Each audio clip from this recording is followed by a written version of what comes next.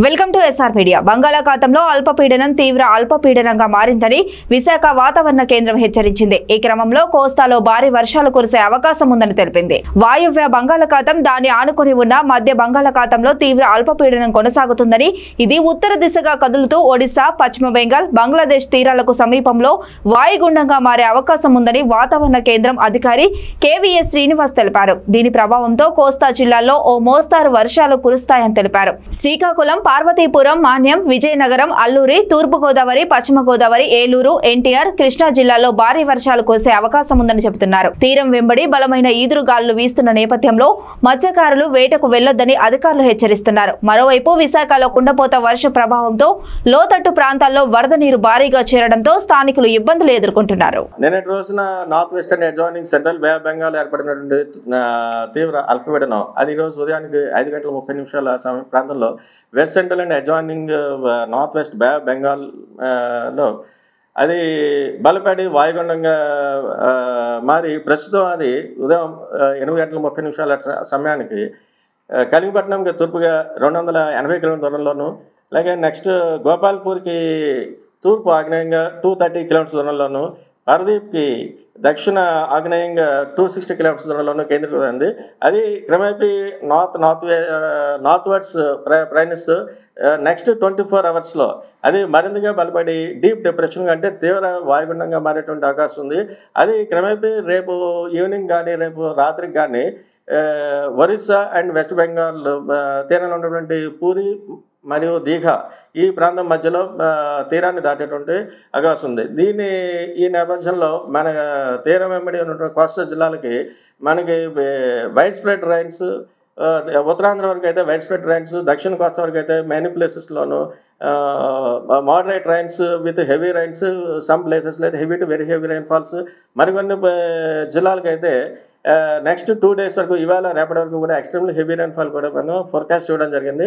ముఖ్యంగా చూసుకుంటే extremely heavy rainfall అంటే 24 hours పీరియడ్లో మోర్ దాన్ 90 సెంటీమీటర్స్ రికార్డ్ అయ్యేటువంటి అవకాశం ఉన్నటువంటి జిల్లాలు ముఖ్యంగా శ్రీకాకుళం, పార్వతీపురం, మన్యం, విజయనగరం ఈ 2 జిల్లాలు కూడా ఇవాళ రేపు కూడా ఎక్స్ట్రీమ్లీ హెవీ రైన్ఫాల్ ఉండే అవకాశం ఉన్నట్టు చెప్పాం. ఈ 3 జిల్లాలు కూడా రెడ్ అలర్ట్ కూడా డిక్లేర్ చేయడం జరిగింది. నెక్స్ట్ హెవీ టు అంటే భారీ టు అతి భారీ వర్షపాతం కూడా మరికొన్ని జిల్లాలకి ఇవాళ అంటే ఈ కమింగ్ 24 hours వరకు కూడా వచ్చే అవకాశం ఉన్నట్టు చెప్తున్నాం.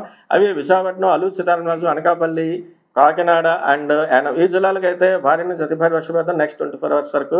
అలాగే నెక్స్ట్ మరికొన్ని జిల్లాలకు ఉన్నటువంటి మన కోస్తా ప్రాంతంలో ఉన్న మరికొన్ని జిల్లాల్లో భారీ వర్షాలు కూడా 1-2 చోట్ల వచ్చే ఛాన్స్ ఉన్నటువంటి జిల్లాలు east Godavari, west Godavari, Konaseema, Eluru, NTR, Krishna and Palnadu ఈ జిల్లాలకు కూడా భారీ వర్షం 1-2 చోట్ల వచ్చే అవకాశం ఉంది.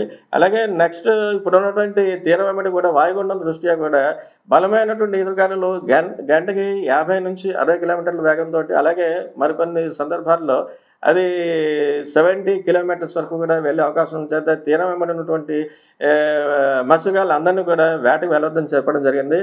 అలాగే ప్రస్తుతం బే ఆఫ్ బెంగాల్లో ఉన్నటువంటి అంటే మన ఆంధ్ర ప్రాంతానికి దగ్గరలోనే ఇది west central bay of Bengal అంటే నార్త్ వెస్ట్ బే ఆఫ్ బెంగాల్లో ఉంది.